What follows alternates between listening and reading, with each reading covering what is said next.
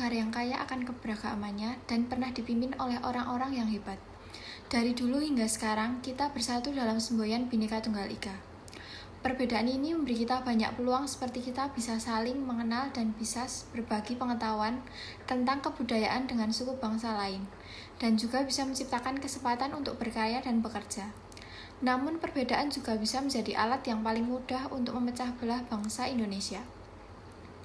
Maka dari itu, kita harus mempunyai rasa persatuan dan kesatuan yang kuat agar bangsa ini bisa terus maju dengan banyak keberagamannya dan tidak mengulangi kejadian di masa lalu yang dapat memecah belah kita. Salah satunya seperti yang terjadi pada akhir masa Orde Baru, di mana rasa persatuan dan kesatuan di Indonesia sedang diuji, yaitu dengan banyaknya konflik yang terjadi akibat ketidakpercayaannya masyarakat kepada pemerintahan yang melakukan KKN, atau bisa disebut Presiden Jokowi terkenal dengan penampilannya yang sederhana, merakyat, dan rendah hati. Di periode kepemimpinan Jokowi yang pertama, banyak sekali program yang tak biasa. Salah satunya menenggelamkan kapal asing yang memasuki wilayah Indonesia tanpa izin, sampai hukuman mati kepada para pengedar narkoba. Ini menandakan bahwa Jokowi merupakan pemimpin yang tegas. Jokowi juga berhasil melakukan pembangunan infrastruktur, khususnya di daerah Papua. Namun, adanya pandemi COVID-19 berdampak pada bidang perekonomian, sehingga pada masa pemerintahan Jokowi banyak sekali masalah yang dihadapi, khususnya di bidang ekonomi. Tapi Jokowi tetap melakukan berbagai macam cara untuk mengatasi krisis ekonomi, khususnya kepada masyarakat yang kurang mampu. Salah satunya memberikan bansos. Ini menyebabkan di masa pemerintahannya yang kedua, Jokowi banyak sekali mendapatkan kritik dari berbagai pihak. Namun Jokowi tetap melakukan pekerjaannya untuk kepentingan rakyat. Dan itu terbukti Jokowi mampu menangani pandemi COVID-19 ini, bahkan diakui sebagai salah satu yang terbaik di dunia. COVID-19 juga mengakibatkan program-program pemerintah yang sudah direncanakan menjadi tertunda, bahkan ada yang tidak jadi dijalankan. Ini mengakibatkan hubungan pemerintah dengan rakyat menjadi kurang baik. Bisa dilihat dari media sosial atau beberapa sumber yang tidak jelas yang menyatakan hal tersebut. Maka dari itu, kita harus bisa mencari informasi yang aktual dan terpercaya.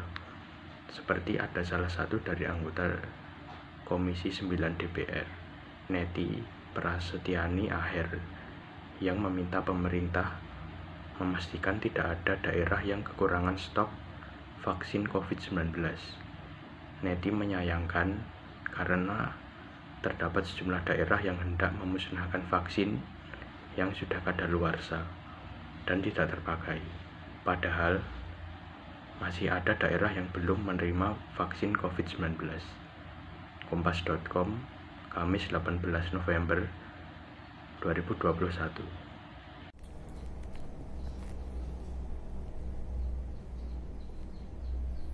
Nah, dari sini kita bisa melihat bahwa sebenarnya pemerintah sangat peduli atau baik pada rakyatnya.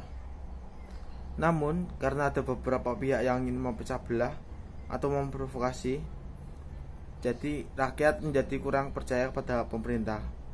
Maka dari itu kita sebagai rakyat harus pintar dalam mengambil informasi yang benar dan jangan langsung terpercaya dengan hoax yang belum tentu kebenarannya itu dari sumber yang terpercaya. Nah, agar bisa mengendalikan diri dari provokasi tersebut, kita harus menjadi pemimpin bagi diri sendiri. Lalu kita bisa menjadi pemimpin bagi orang lain.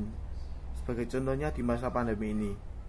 If you want to invite people to obey the prokes and live healthy to avoid COVID during this pandemic, so you have to practice it first, starting from getting up in the morning and exercising, eating healthy food, always keep your distancing, and wearing a mask, and always obeying the broadcast.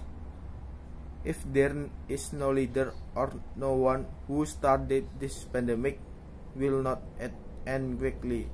So, if you want the pandemic to be over, don't take this activity easy.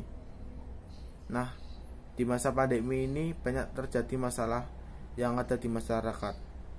Salah satunya ketika seseorang ada yang terkena atau terjangkit penyakit COVID-19 ini.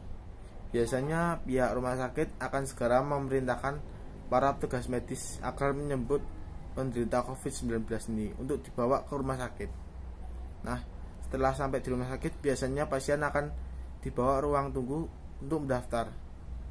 Dan banyak yang akan bosan jika menunggu itu. Jadi mereka itu biasanya untuk mengisi waktu luang itu biasanya menghitung luas atau bangunan tersebut, dan ruang tunggu tersebut berbentuk balok. Di dalamnya ada tempat pendaftaran pasien dan di tengahnya ruangan ada lampu. Kita bisa mengukur jarak antara lampu dengan tempat pendaftaran dengan rumus Pythagoras. Misalnya, jarak antara lampu dan titik tengah ruangan adalah 3 meter. Sedangkan jarak titik tengah ruangan dan tempat pendaftaran adalah 4 meter. Maka, jarak lampu dengan tempat pendaftaran jika dihitung. Pandemi ini juga berdampak kepada para pembisnis. Mereka harus bisa menciptakan suatu produk yang bisa berguna dan harus bisa memahami tentang tahap siklus akuntansi agar penjualan mereka bisa berjalan lancar di masa pandemi ini. Tahap siklus akuntansi merupakan bagian penting dari akuntansi itu sendiri. Dengan memahami siklus ini akan memudahkan Anda dalam menjalankan aktivitas akuntansi bisnis Anda. Di dalam terdapat suatu proses yang dilakukan secara berulang-ulang, kegiatan yang melakukan berbagai proses yang mulai dari transaksi keuangan hingga pada penyusunan laporan keuangan melalui suatu aturan yang dapat dipertanggungjawabkan. Hal itu disebut dengan siklus akuntansi, yang mana penyusunannya laporan tersebut biasanya dibuat dalam ruang keuangan sendiri, merupakan hasil akhir dari suatu proses pencatatan akuntansi, yang merupakan kegiatan pengumpulan dan pengelolaan data keuangan yang dituangkan dalam format laporan keuangan sesuai dengan standar kebijaksanaan masing-masing perusahaan atau organisasi. Dan cara membuat laporan keuangan perusahaan dagang setelah memahami elemen-elemen yang apa harus ada di dalam laporan keuangan perusahaan dagang, Anda dapat mengikuti cara menyusun laporan keuangan berikut ini. Menyusun neraca saldo, membuat jurnal penyusunan, membuat laporan keuangan, menyusun neraca lajur, penyesuaian dan penutupan rekening.